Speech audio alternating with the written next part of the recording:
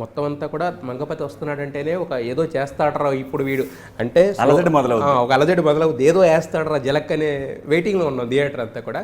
కొన్ని చోట్ల ఏంటంటే షౌటింగ్ అనేది రెగ్యులర్గా ఉన్నా కూడా కొన్ని చోట్ల కొంచెం అంటే అండర్ ప్లే చేస్తారు, ఎందుకంటే మీరు అండర్ ప్లే బ్రహ్మాండం. అరే అండర్ ప్లే కాబట్టి చేయించుంటే కూడా ఈ క్యారెక్టర్ నెక్స్ట్ లెవెల్కి వెళ్ళేదేమో అని కొన్ని చోట్ల అనిపించింది. మీరు కొన్ని కుక్కలు అరుస్తాయి, అరిచి భయపెడతాయి, కొన్ని అరవకుండా సైలెంట్గా వచ్చి కాటేసి వెళ్ళిపోతాయి, కురికేసి వెళ్ళిపోతాయి.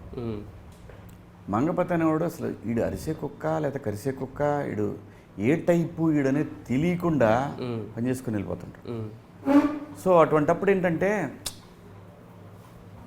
మీరన్న మాటకి ఎక్కడ ఈ ఆలోచన ఎందుకు వస్తుందంటే మీ అందరికి కూడా అంటే ఇలా ఆలోచించి ఎందుకు వస్తుందంటే పాత్ర మొదటి సీన్ చూసిన తర్వాత కొన్ని ఇంప్రెషన్స్ క్రియేట్ చేసుకుంటారు, దానివల్లే. కానీ అసలు ఏం లేకుండా అలా పోతా ఉంటే మాత్రం హాయిగా ఒక విన్యాసం చూస్తున్నట్టు ఉంటుంది.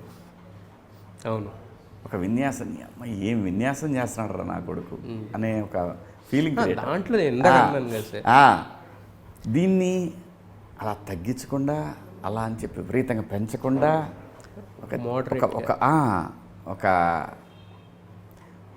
ఒక ప్లాన్ సెట్ చేసి దాన్ని అలా బిల్డ్ చేసి పడేసాడు. అయితే యాక్చువల్గా లాస్ట్లో ఆవిడ చెప్పదెబ్బలు కొట్టినప్పుడు కూడా మనకి బాహుబలి సినిమాలో పీకలు నరికినప్పుడు ఎంత తప్పలేదు వస్తుందో అంత తప్పలేదు వచ్చింది థియేటర్లో. అంటే మంగపతి అనేవాడిని ఒకసారి స్టన్ అయ్యారు అనమాట థియేటర్ అంతా కూడా ఇది. బట్ కాకపోతే దానికి ఒక ప్రాపర్ ఎండింగ్ అనేది అది కరెక్ట్ అని అనుకున్నారా, లేదంటే అక్కడ డిస్కషన్స్ ఏం జరిగాయి? నాకు ఆ షాట్ కొట్టడానికి నేను అగేన్స్ట్. ఫస్ట్ స్క్రిప్ట్ చెప్పినప్పుడు కూడా సరే చూద్దాంలే ఎప్పుడు అని నేను అన్నా.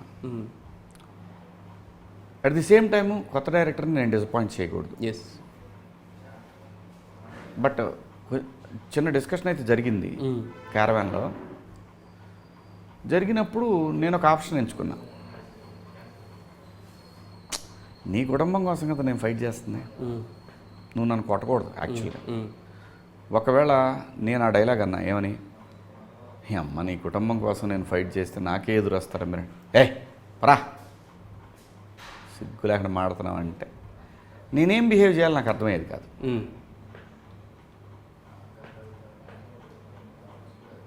అలానే ఒక లుక్ ఇచ్చేదే వెళ్ళిపోయాడు. అలా కాకుండా ఆవిడ కొట్టగానే మంగపతిగాడు అసలు వాడు తాసుపోమాడు, అవును, తొక్కితే కాటేస్తాడు. అలాంటి వాడు అలా చూసి 2 చేతులు వెనక్కి కట్టుకొని అంటే నీ కూతురు చేసింది కరెక్టేనంటావు, చుట్టాలి మరి చూద్దాం. కరెక్టే కదా వాడు, నీ కూతురు చేసింది కరెక్ట్ అని కొట్టావా నన్ను నువ్వు? ఇదంతా ఎవరి కోసం చేస్తున్నాను నేను? మన ఫ్యామిలీనే కదా వాడు. బట్ సఫరర్స్ వైపు ఎవరైతే ఉంటారో వాళ్ళు ఎంజాయ్ చేస్తారు. ఎవరైతే విక్టిమ్స్ ఉంటారో, మంగపతి లాంటి ఫ్యామిలీ విక్టిమ్స్ ఉంటారో వాళ్ళు మంగపతి గడు కరెక్టే కదా, దొంగమోహన్ ఏంటి అలా కొట్టింది ఏంటిది అనుకున్నాడు. సో నేను ఆ డిస్కషన్ జరగాలనే ఉద్దేశంతో నేను ఆ డైలాగ్ వేశాను. ఓకే, ఇప్పుడు మంగపతి లాంటి క్యారెక్టర్స్ ఎవరైతే సఫరర్స్ ఉంటారో వాళ్ళు ఎంజాయ్ చేస్తారు, విక్టిమ్స్ ఎంజాయ్ చేస్తారు అన్నారు కదా సార్. అంటే ఇంకా ఇప్పుడు ఉన్న సొసైటీలో కూడా ఈ కులాలు అంటే తరక్ ఇదంతా సొల్లు మాట్లాడుకునేది.